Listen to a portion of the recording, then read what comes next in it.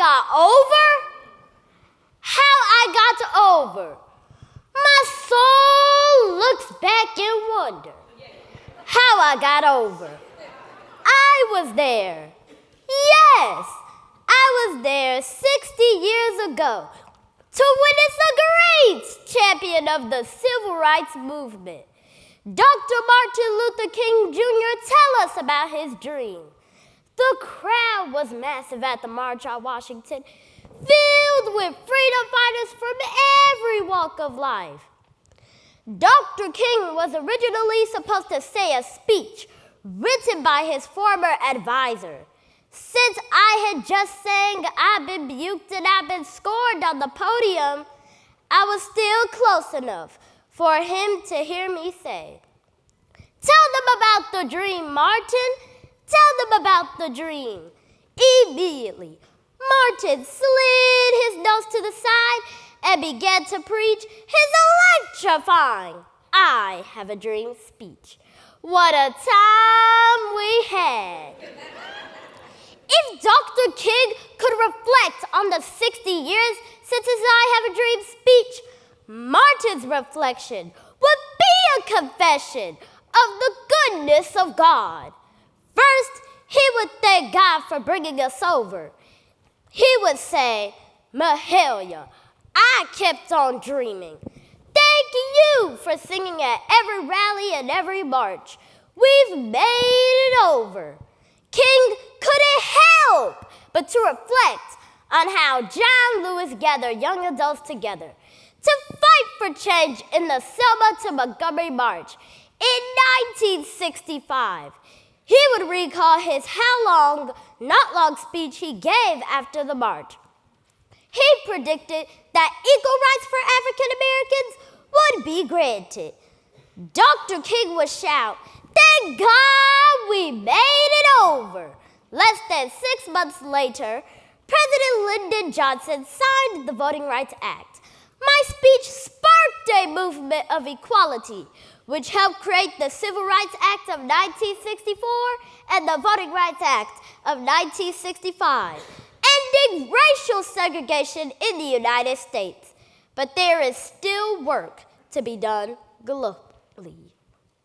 Do you know how many sleepless nights I had? Hey, thank God we made it over.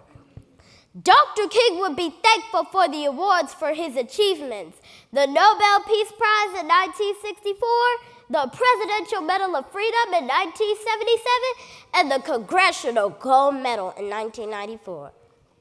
With tears in his eyes, Dr. King would reflect on the 60 years since his "I Have a Dream" speech and cry out, "Injustice anywhere is a threat to justice everywhere."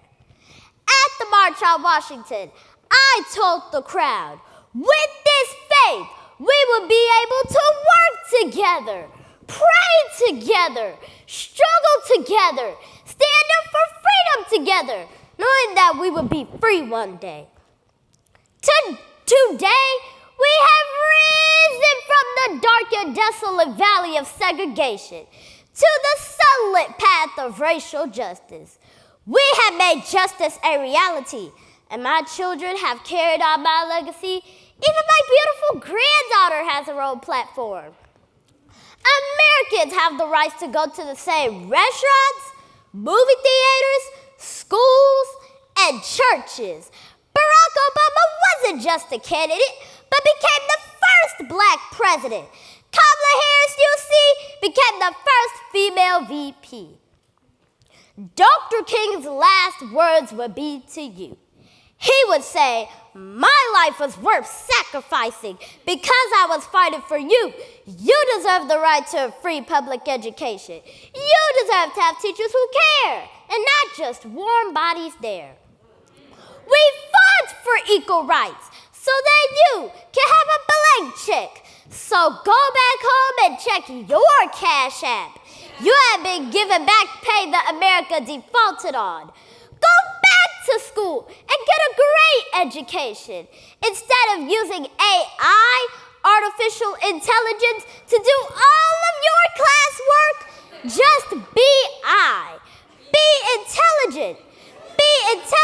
enough to know that a dream won't become a reality overnight. Yes, they may have killed the dreamer, but couldn't kill the dream.